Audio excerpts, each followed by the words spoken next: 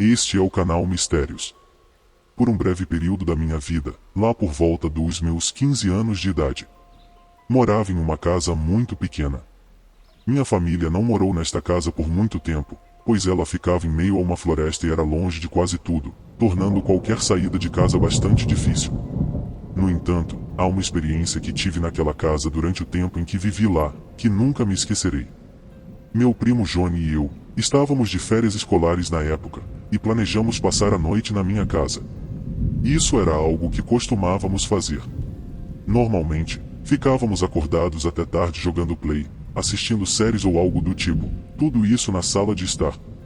Nessa noite, estávamos assistindo a uma série, não me lembro qual era, mas isso não é importante. O que eu lembro é de estar talvez na metade do capítulo quando Johnny continuou olhando para fora da janela.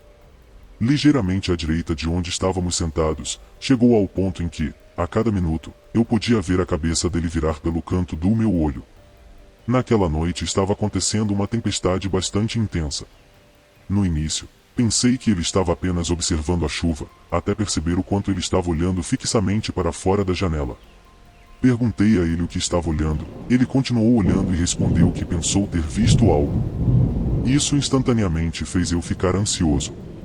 Acho que isso se deveu principalmente ao local onde morávamos. Animais selvagens não eram tão comuns, e como mencionei anteriormente, não morávamos perto de nada. Então, alguém em nossa propriedade, especialmente a essa hora e durante uma chuva, seria motivo de muita preocupação.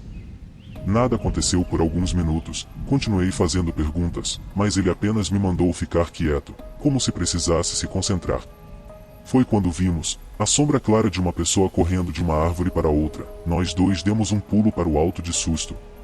Não havia som, mas a mera visão foi suficiente para nos assustar. Agora, isso estava a uns bons 20 metros de casa, então não conseguíamos dizer se a pessoa estava se aproximando ou não. Nós nos olhamos imediatamente, voltamos a olhar pela janela, como se para confirmar o que acabávamos de ver. Alguns minutos se passaram quando aconteceu novamente, mas desta vez muito mais à direita de onde o primeiro apareceu. Lentamente, ao longo do tempo, as visões se tornaram mais frequentes. Já estava claro que havia mais de uma pessoa.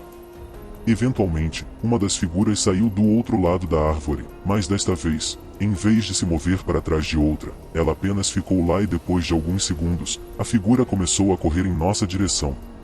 Isso foi suficiente para nos tirar da espécie de transe de incredulidade em que estávamos e correr. Corri direto para cima para acordar meu pai, mas quando ele se levantou e me seguiu para baixo, não havia ninguém do lado de fora.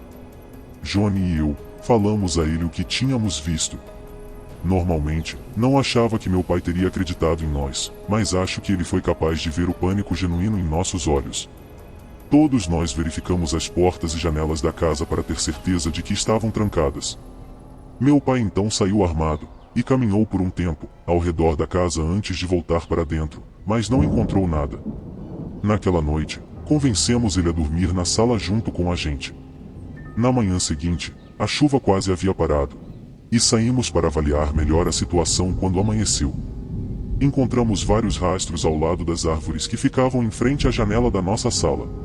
Elas estavam ainda claramente visíveis e reconhecíveis como pegadas. Havia até algumas ao redor da casa, em cima das pegadas que meu pai havia feito na noite anterior. Conversei com meu pai sobre isso, e ele disse que elas não estavam lá quando ele saiu. Ainda mais perturbador, nossa cabana tinha sido deixada completamente aberta, e a única coisa roubada foram nossas facas que usávamos para caçar. No entanto, nada disso foi suficiente para fazer meu pai chamar a polícia. Ele sempre teve essa mentalidade de cuidarmos dos nossos, e acho que ele simplesmente nunca quis chamar atenção. Não vendo ligar para a polícia como uma opção, saímos daquela casa 2 semanas depois, não por causa do ocorrido, mas porque coincidiu com nossos planos de mudança. Fiquei extremamente feliz por isso, pois, até onde sei, nada aconteceu durante essas 2 semanas.